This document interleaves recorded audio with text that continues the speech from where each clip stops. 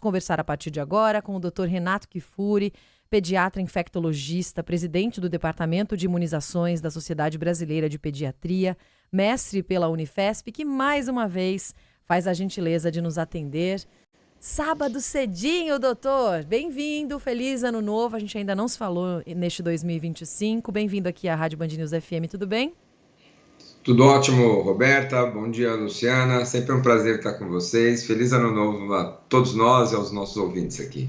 Doutora, a todos nós, obrigada, bom dia. A gente está vendo a evolução, de novo, dos casos de dengue em várias regiões do nosso país e os ouvintes mandam muitas dúvidas para cá em relação à vacina, porque não foi ampliada a vacinação. A gente tem essa possibilidade, você acredita, ao longo do ano, de ampliação do público-alvo por causa do aumento no número de casos, doutor?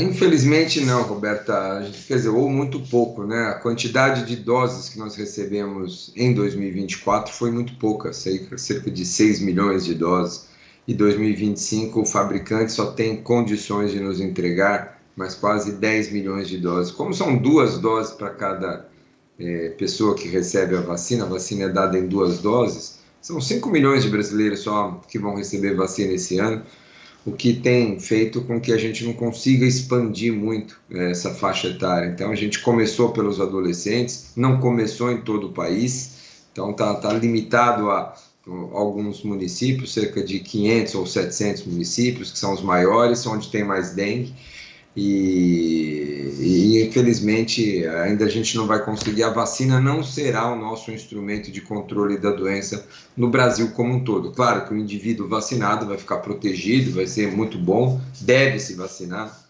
mas para falar que vai mudar o cenário da dengue através da vacinação, não será no curto prazo. Nós precisamos acumular mais indivíduos vacinados para que a doença, enfim, sofra um impacto com a vacinação.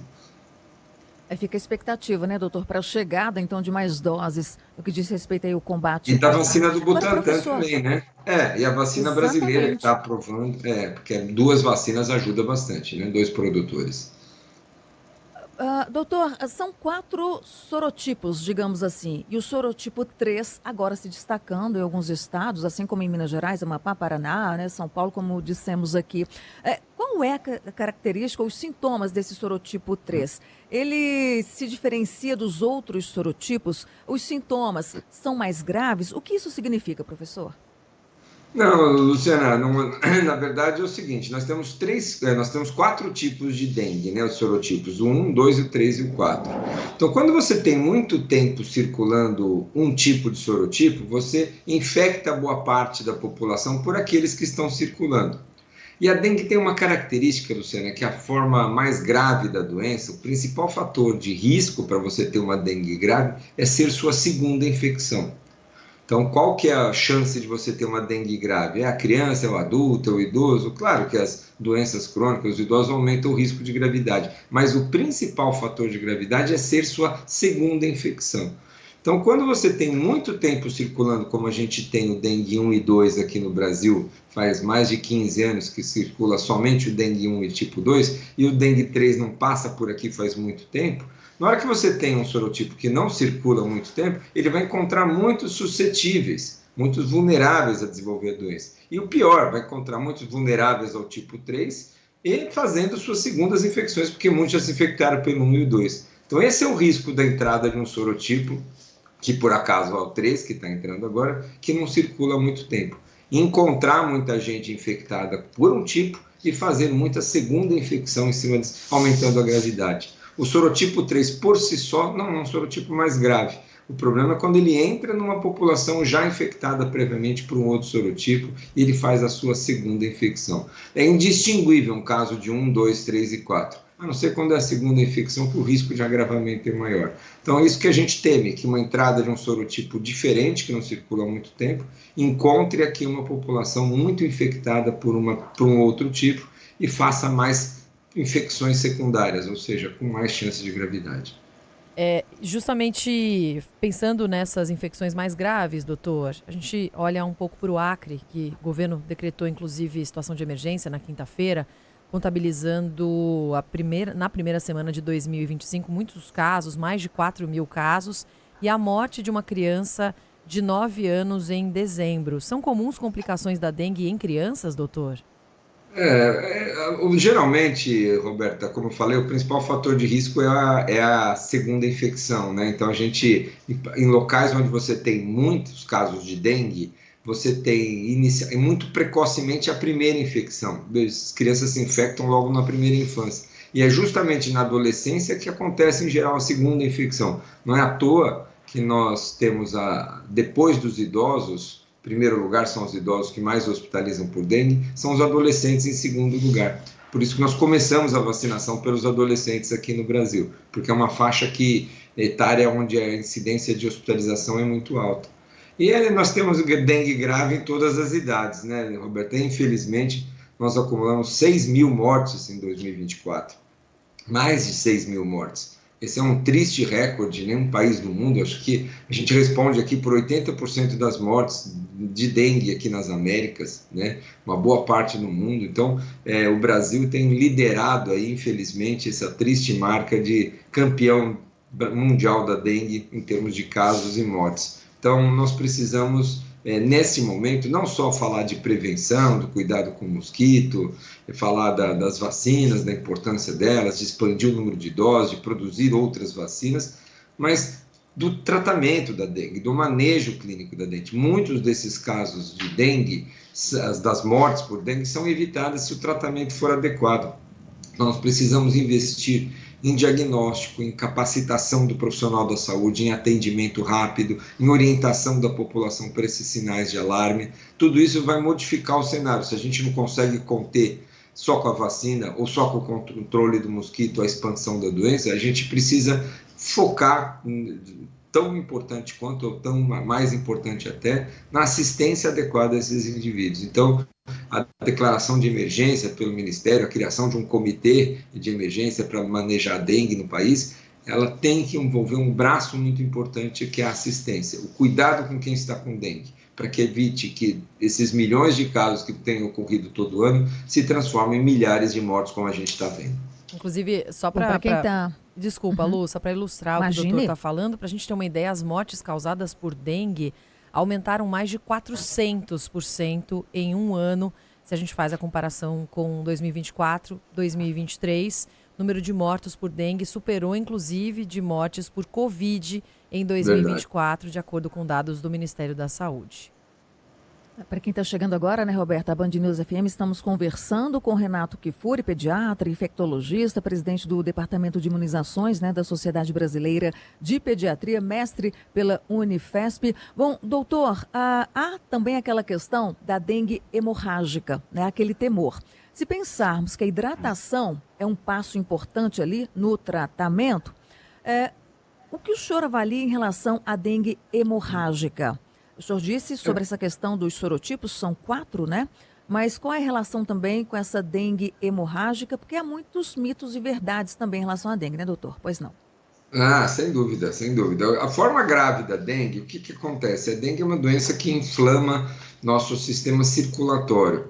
Então, os vasos sanguíneos por onde circula o nosso sangue, eles começam a ficar mais fracos, com uma fragilidade ali nas paredes desses vasos. O que faz com que o líquido, o sangue, uma parte do sangue que está circulando dentro dele, comece a extravasar, comece a babar, sair fora do vaso. Então, por isso que você precisa repor líquidos, porque nesse momento você está perdendo líquido ali dentro do seu corpo. Isso faz sua pressão cair, isso faz seu risco de infarto aumentar, seu risco de doença cardiovascular, a função renal dos rins começa a ser prejudicada. Então, a dengue tem essa característica, ela inflama os vasos, eles ficam mais flácidos, perdem o líquido que tem dentro dele e cai a pressão, e os fenômenos do chamado choque, que a gente chama, acontece pela dengue. E junto com esses fenômenos de extravasamento de líquido de dentro dos vasos sanguíneos, acontece também um fenômeno de coagulação. Então esse sangue começa a coagular mal e começa a ter sangramentos pelos olhos, pela boca, pelo intestino, pelos vômitos, pelo sistema gastrointestinal. Então é a forma mais grave, mais avançada da dengue, quando começa a acontecer esses sinais de hemorragia. Então por isso que é chamada dengue hemorrágica, já no seu estágio mais avançado de prognóstico. Então o que é importante? Quando você tem o diagnóstico de dengue, você ser orientado para os chamados sinais de alarme. Então Primeira coisa, como a gente estava falando da assistência, o indivíduo com sintomas de dengue, febre, dor no corpo, mal-estar, dor atrás dos olhos, sem sintomas respiratórios, ele não está tossindo, não está gripado, não está com tosse, mas está com febre e mal-estar, opa, pode ser dengue. E ter acesso a um serviço de saúde. Esse serviço de saúde ter o teste diagnóstico rápido, para esse indivíduo saber, isso é dengue ou isso não é dengue. Sabendo que é dengue, ele tem que ser orientado para os sinais de alarme. Olha, essa dengue se agravar, geralmente depois do 5º, 7º dia, começar a ter sangramento, começar a ter baixa pressão, tontura, vômitos, dor na barriga, dor abdominal muito intensa, você volte correndo, porque isso é um sinal de alarme.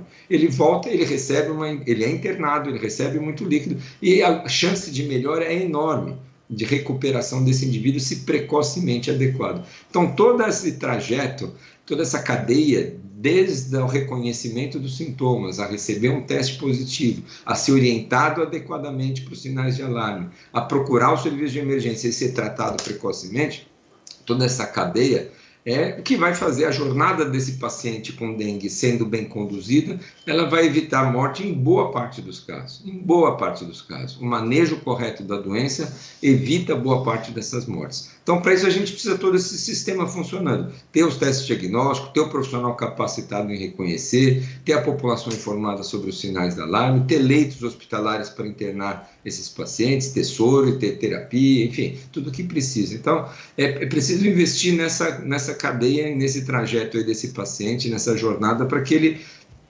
já que nós não vamos reduzir a dengue da noite para o dia para o Brasil, que a gente trate adequadamente todo mundo. Doutor, precisamos encerrar, mas chegaram tantas mensagens, eu vou engatar duas perguntas rápidas, só para a gente arrematar rapidinho.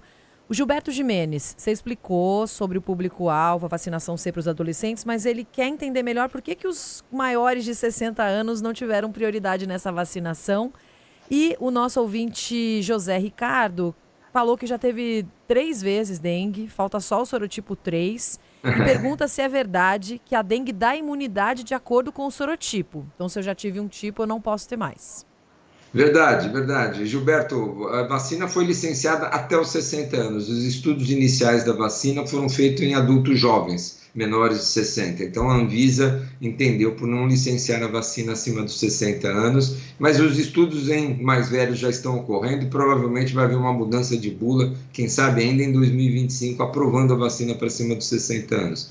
E, José, em relação aos tipos, quando você se infecta por um deles, você não tem mais a dengue. A imunidade conferida pela doença é vitalícia. Então, se você teve a dengue 1, você só pode ter mais 2, 3 e 4. Ou seja, você vai ter dengue na vida no máximo 4 vezes.